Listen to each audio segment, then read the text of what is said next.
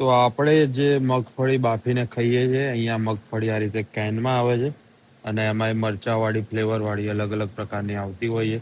તો હવે આ ભરીને બતાવીએ તમને. પહેલાં આ રીતે આ કેન ખોલવાનું અને પછી કેવી રીતે ગરમ કરવામાં આવે બતાવું તમને.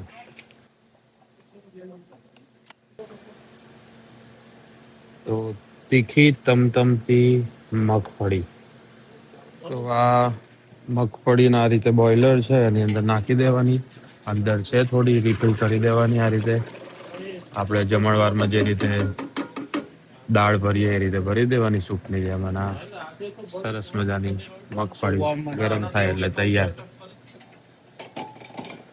તો આ તીખાવાળા જે મગફળી છે એ કાઢીએ, બતાવું તમને, ટેસ્ટ કરાવું કેવા છે.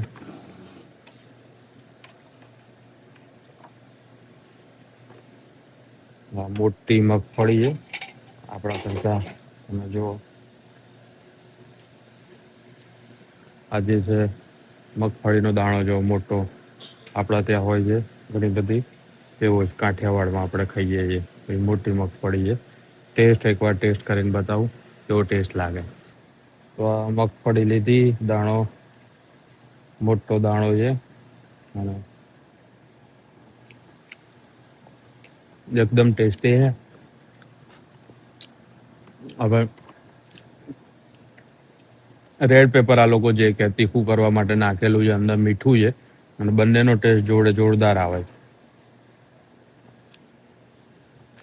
હા, ગરમા ગરમ પાછી હોય એટલે મજા પડી જાય. આવા રેડ પેપર નાખેલા હોય છે, જે પીઝામાં બધે આપણે નાખીએ એવું ઘણી બધી વસ્તુમાં આ લોકો ઉપયોગ કરે છે.